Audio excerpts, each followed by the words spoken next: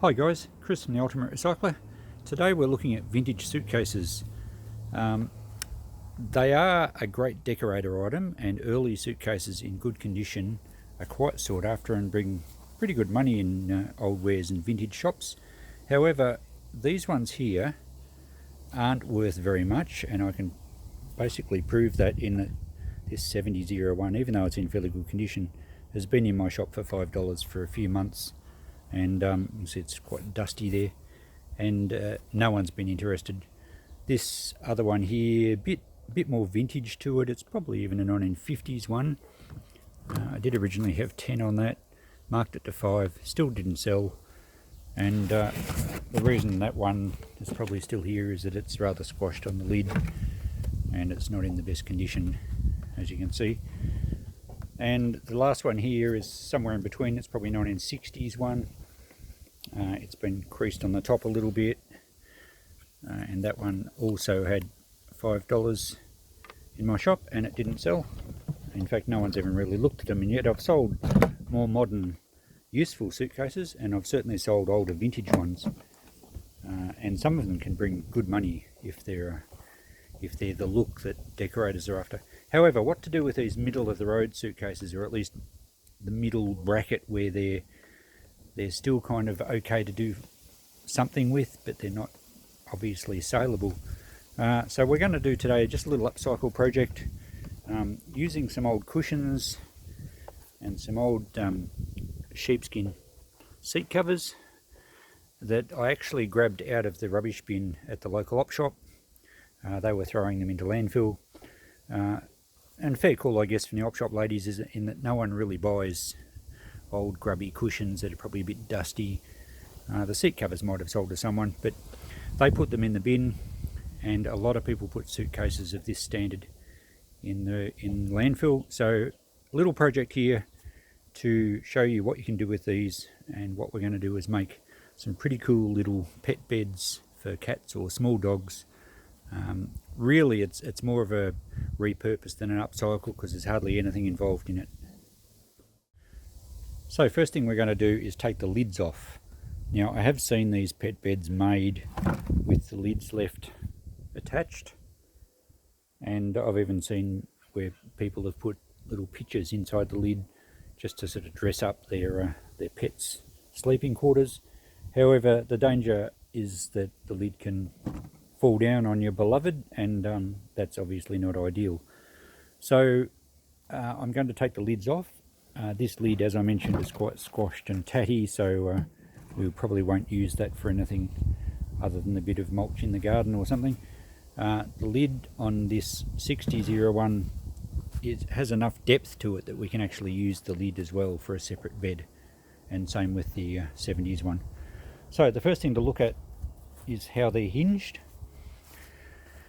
Now, this 5001 has an enclosed hinge set up, a bit hard to knock the pin out, so what I'm going to do is bend that centre tang up with some pliers.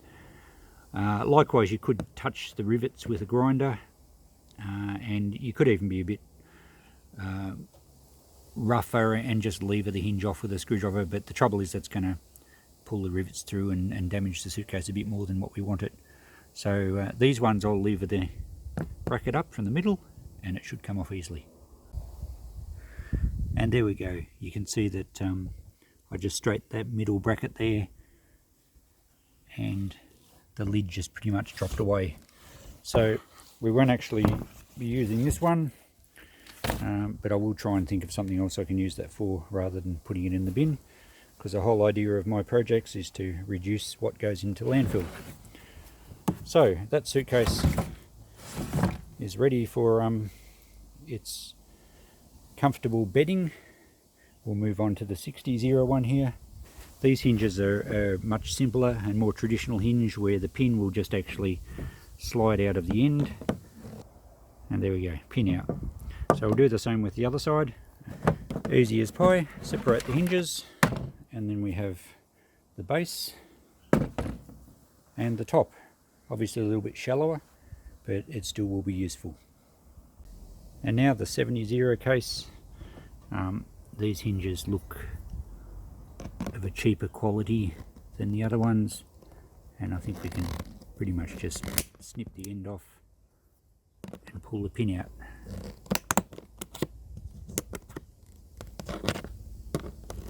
There we go. Now some cases will have straps on either side. This 70s one's got some vinyl, like acting like an interior hinge. So we'll cut this off.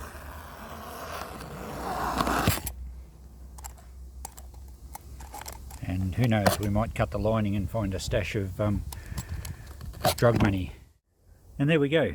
We have the lid and the base of the 70s one. We have the base of the 50s era suitcase, and we have the base and the lid of the 60s one. These ones, the 60s one and the 70s era one, both have metal around the tops, which makes them quite rigid and strong.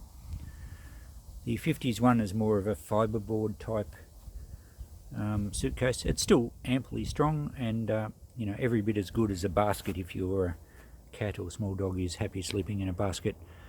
So all we have to do now is to distribute the padding. And there we go, the finished beds, just ready for your fur babies to curl up in. As you can see, they're quite practical. I reckon they're going to like the sheepskin ones. But you know, how cool is that? There's no work at all really, just taking the lids off. I have seen people go to extra trouble and put little legs, little coffee table legs on the suitcase to raise it off the ground. Not necessary in my view. I like the ones with the handles. I'm going to ask $10 each for those, just with the cushions in them. $10 for that one should be a steal. I reckon it'll sell first day. The lids maybe $5. But you know, what a great use of materials that were destined for landfill. I couldn't sell the suitcases. Most people throw them in the skip bins. As I said, the op shop ladies had already decided that the cushions and that were rubbish. So there you go. What do we got? 10, 20, 30, say $40 return on really 10 minutes work. And the best thing is that it's keeping this sort of stuff out of landfill. Okay, thanks for watching. If you want to see how these went, I'll put a little post on my Facebook page by the name of the Ultimate Recycler. I'm sure they'll sell pretty quickly. And you know, give us some feedback if you like this idea. Subscribe to my channel. I've always got projects on the go. And I'll see you in the next video.